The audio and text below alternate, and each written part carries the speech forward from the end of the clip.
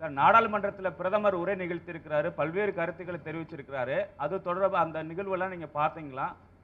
பார்த்தேன், படித்தேன், ரசித்தேன், சிரித்தேன்.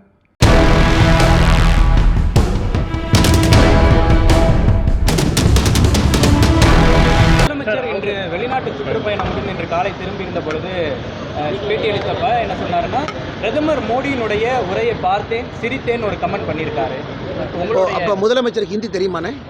முதலமைச்சர் ஹிந்தி கற்றுக்கிட்டாரா ஸ்பெயினில்? முதலமைச்சர் ஹிந்தி தெரியாதும் பாரு. அதனால் ஸ்பெயினுக்கு போய் முதலமைச்சர் ஹிந்தி எல்லாம் கற்றுக்கிட்டு உடனே பிரதமர் அவர்கள் லோக்சபாவில் பேசினாங்க, இன்றைக்கி ராஜ்யசபாவில் பேசினாங்க. அப்போ ரெண்டையும் உட்காந்து முதலமைச்சர் பார்த்துட்டு பிரதமர் என்ன சொன்னாருன்னு புரிஞ்சுக்கிட்டு இன்றைக்கி பத்திரிகையாளர் நண்பர்கள்ட்ட வந்து நான் பார்த்தேன், சிரித்தேன், ரசித்தேன் அப்படின்லாம் சொல்லிட்டு இருக்காங்க. என்ன முதலமைச்சர் அவர்கள் ஒரு விஷயத்தை புரிந்து கொள்ள வேண்டும். எங்களுடைய ஆட்சிக்கும் தமிழகத்தில் இருக்கக்கூடிய திராவிட முன்னேற்ற கழக ஆட்சிக்கும் மிகப்பெரிய வேறுபாடு இருக்குது. நாங்கள் எப்படி அரசாங்கத்தை அணுகுகின்றோம், கவர்னன்ஸ் அணுகிறோம், பாரத பிரதமர் நரேந்திர மோடி அவருடைய விஷன் என்ன, அவருடைய கொள்கை என்ன, அது எல்லாமே லோக்சபா ஸ்பீச்சில் சொல்லியிருப்பாங்க. இன்றைக்கி ராஜ்யசபா ஸ்பீச்சிலையும் மிக தெளிவாக எப்படி நம்முடைய ஆட்சி 3வது முறையாக மக்கள் அன்போடு நாம் வருகின்ற பொழுது இருக்கும் எல்லாம் சொல்லியிருக்காங்க.